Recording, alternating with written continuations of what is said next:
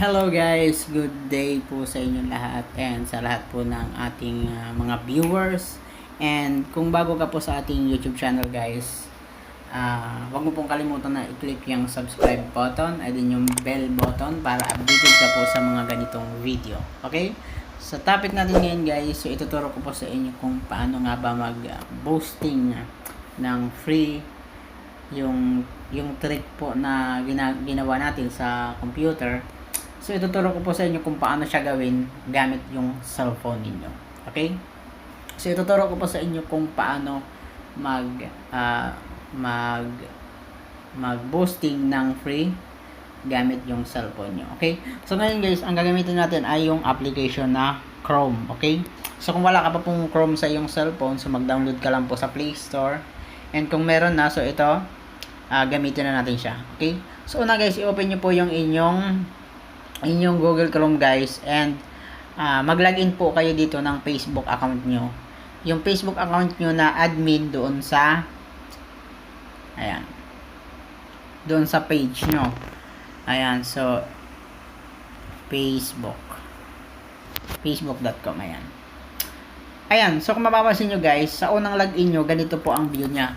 So ang tawag po dito is naka-mobile view. Okay, naka-mobile view siya. Ngayon guys, ang gagawin mo is kailangan mo siyang i-desktop mode para magawa mo yung setting o yung pagse-set ng ads, okay? Gamit yung Facebook niyo. Okay? So paano nga ba siya i-desktop mode? So i-click mo lang dito sa na to, yan. Ayan, so hindi po 'yon. So i-click mo yung na to, yung arrow na to, guys. Itong tatlong tuldok dito, yan. Ayan, so ulitin ko, guys. Yan, so itong tatlong tuldok dito sa taas. So, i-click mo lang yan. Tapos, lagyan mo ng check itong desktop mode. Ayan, so may check na siya. Ayan, so kung mapapansin nyo, ito may check na siya, diba? So, desktop mode. And, kung mapapansin nyo, ganito na siya, pero parang mobile view pa rin, diba? So, itong M, dito sa link, palitan mo siya ng Ayan, i-click mo tong edit, ito. Ayan, i-click mo yung edit. Tapos, itong M, palitan mo siya ng tatlong W. 1, 2, 3. Tapos, i-click mo ito. Ayan. Ayan, so kung mapapansin nyo guys, ang interface po niya is naka-desktop mode na siya. So, i-zoom mo lang siya ng ganito. Wait lang. Ayan. So, i-zoom mo lang siya. Ayan. Naka-ano na siya. Ang interface niya is naka-ano na siya. Naka-desktop mode na siya. Ngayon, punta tayo dun sa ating example na page. So, punta ka po sa pages. Ayan. Pansin mo, ayan. So, ito, i-click mo lang itong pages na to. Ayan, i-click mo lang yan. And then, lalabas din yung mga pages mo. Ayan. Ayan, i-click mo lang dito sa your pages. Ayan, tapos, ayan, ito yung gagawin nating example. Ayan, itong page na to. Ayan, nasa baba na yan. Yung gagawin nating example, guys. Ayan. Tapos, ito na yung page na yun na example natin. So, ang gawin mo, ayan, i-zoom mo siya, palakihin mo siya. Okay, so wait lang, nag-loading pa siya. So, i-zoom mo siya, tapos i-click mo itong, sa taas, itong setting. Ayan, settings. Ayan. So, kung mapapansin dito guys, ayan, so tingnan natin itong content, newsfeed and audience visibility for your post. Okay. So, ito, ayan, ito i-edit mo lang itong itong part na to. Ayan, itong part na to, guys. Itong newsfeed, audience, and visibility for post. So, i-click mo lang yung edit. Okay? Allow newsfeed. Ayan, oh. So, lalagyan mo lang yan ng check. Allow newsfeed for selection post visibility option for page. So, i-click mo lang, ilagyan mo lang siya ng check. And then, i-click mo yung save. Ayan. So, kung mapapansin nyo guys, ayan, so na-click na natin siya. And, so, kailangan siguraduhin nyo na yung page nyo ay hindi naka-unpublish.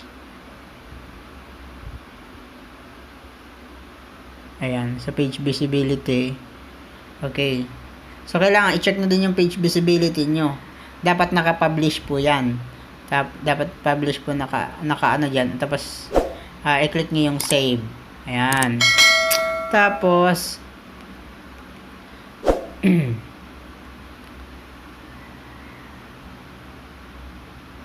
Okay.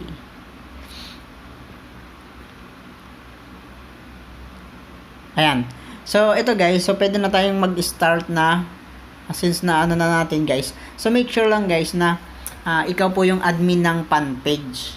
Yung gamit mo dito. Admin ka dapat. Kasi kapag hindi ka admin, kahit moderator ka lang o editor ka lang, hindi mo maano yung setting na to. Hindi mo magagawa yung setting na to. Okay. So, tara punta na tayo sa page at mag-testing na tayo mag-post. Okay. Okay. Subukan na nating mag-post. So, ito guys, kailangan wala pa tong button eh. Lagyan muna natin guys. So, add button, kailangan may button siya. Contact you, send message, and then next. Tapos, pindutin mo tong messenger. Tapos, click mo yung finish. Ayan. So, meron na siyang send message button. Kailangan i-double check nyo guys, kasi kung bagong gawa yan, wala pa pong button yan. Ayan. So, kailangan may send message button siya. Tapos, like natin siya. Ayan. Tapos, halimbawa, magpo-post tayo. Ayan. Halimbawa, magpo-post tayo, guys. So, pag nag-post tayo, okay, so, maglagay nga tayo ng picture. Example ng upload photos and videos. Allow. Click natin to. Ayan. Files. Ano ba yung example natin na Ayan. Ito na lang, for example lang naman to. Ayan.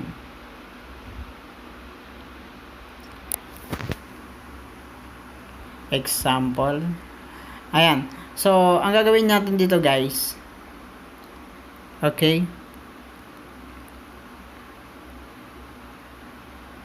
Para malagyan mo siya ng message button, i-click mo tong Ayan, ulitin ko ha. I-click mo tong get messages. Ayan. Tapos, yung share now, i-click mo yan. Ayan. Share now. So, ibig sabihin ngayon yan. Ito. Para mag-select ka ng guys, ng pagta-target ng, for example, mo siya. Magta-targeting ka. So, i-click mo tong public. Yung arrow, wag yung mismong public. So, yung arrow down, yung drop down button na yan, i-click mo yan. Para ka ng target mong i-boost yung pag-boostan mo. Okay, so for example, public.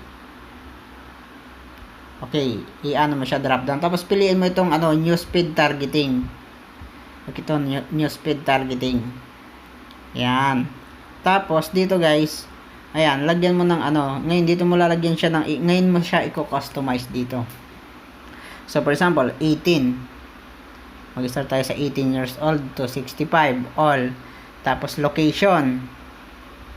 Okay, pwede mong lagyan nyo ng location. For example, Philippines.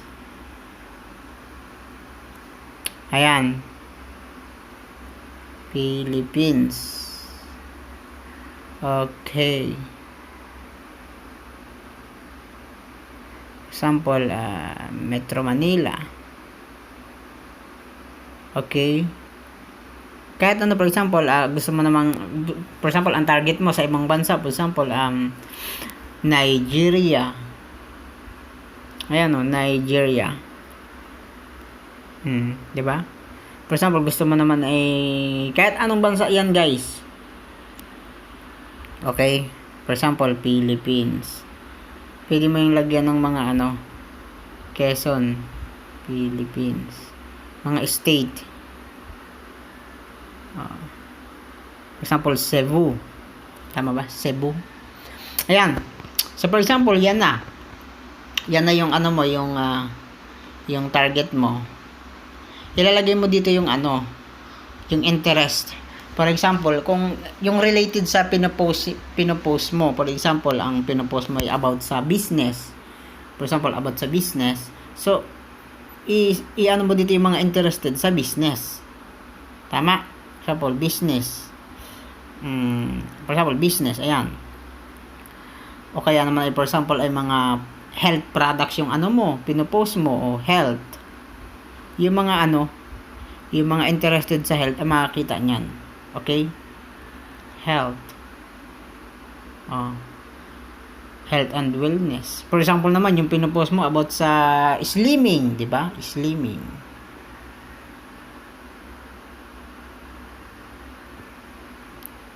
Slim. Ayan. Slimming World, Health Beauty. Ayan, oh, diba? Pwede kang basta related dun sa pinopost mo para pag nakita nila, pwede sila maging interested. Kaya sabihin na natin na yan na, okay na. Sabihin natin na okay na yan.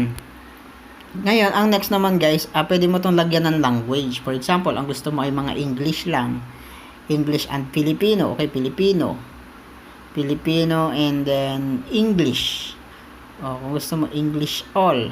O, lagyan mo yan ng language. Tapos demographics, ayan. So, yung demographics guys, ayan, so demographics.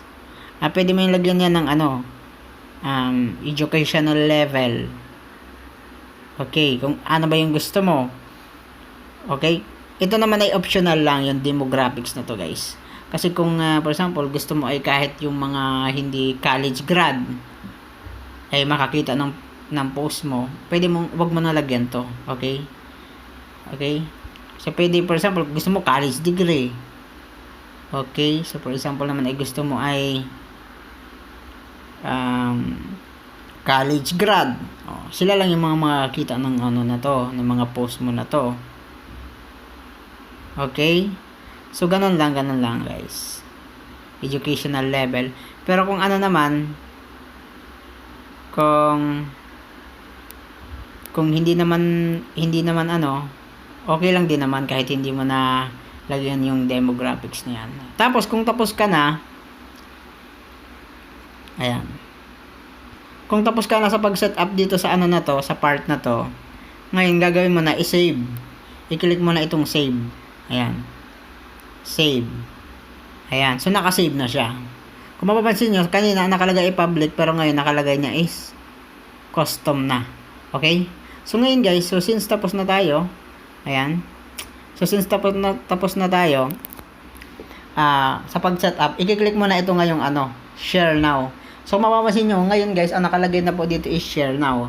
Hindi na po post, okay? O kaya kasi nag-update guys ang Facebook, so nababago po talaga yan. Okay, kung mapapansin nyo, yung nauna kong training o topic is, ang nakalagay dito, post yata yun, di ba? Pero dito, share now. So i-click mo lang itong share now. And, ayun. So ito na guys. Okay, so ito na po yung ating post. Okay? So, ayan.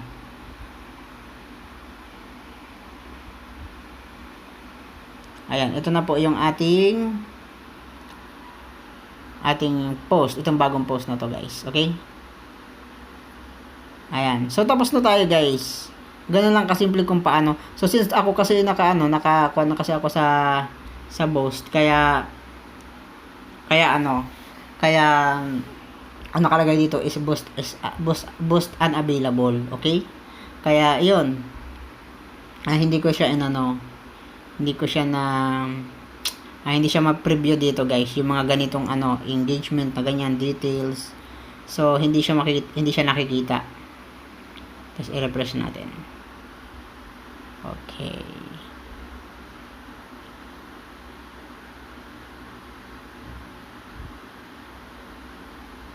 I-refresh natin. Ayan.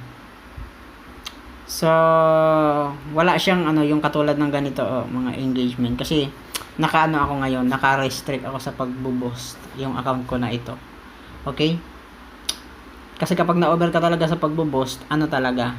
Pero ganun lang po yung steps kung paano ka makapag-targeting ng free. Okay? So, ngayon guys, kung gusto niyo mas malaki na mas malaki na engagement guys and people reach, mas talaga yung may bayad. Pero ito naman, since kung ayaw mo talaga na magbayad, edi ito na lang free, di ba? So ganito na lang ang gawin mo. Kung hindi mo naintindihan yung video o meron kang hindi na gets, so panoorin mo lang po ulit yung video na ito, okay? So ngayon guys, kung bago ka pa lang po sa ating YouTube channel, huwag niyo pong kalimutan na i-click yung subscribe button and yung bell button. So thank you so much for watching, and kung nakatulong sa iyo ang video na ito, pwede mo i-share kung sino yung mga kailangan ng ganitong video, ng tutorial. And abangan nyo guys ang susunod ka na video tutorial. Okay? So, thank you so much for watching, and I hope nakatulong po sa inyo ang ano na to. Kasi ginawa ko talaga ang video na ito kasi may mga nagtatanong, okay? So may mga nagtatanong, ito po yung mga nagtatanong ng kung paano daw gawin sa cellphone. So ito na po, ginawa na po natin ang tutorial na ito, and para po sa inyo itong ano na to, request kasi ito ng mga subscriber natin guys. And yun nga, sa lahat mga subscriber natin, so thank you so much po sa pag-subscribe nyo guys, and na-appreciate ko kayo guys. And hayaan nyo guys, bilang pasasalamat guys, tuloy na tuloy pa rin guys yung ating free cellphone giveaway guys. So kapag na-hit natin guys yung ano yung 1,000 subscriber guys ng ating YouTube channel guys, kasi ano na lang, kunti na lang yung kulang guys, and malapit na po tayo magbigay ng free cellphone giveaway. Kaya ano pang hinihintay mo, i-subscribe mo na yan para makasali ka sa ating giveaway. So para makasali ka sa ating free cellphone giveaway guys, so basahin mo lang po yung link in description yung description guys, nandun po yung instruction kung paano ka po makakasali sa ating free cellphone giveaway. Okay? So lang guys, thank you so much for watching, and have a great day po sa inyo lahat. Kita-kits po tayo sa susunod na video. Bye bye.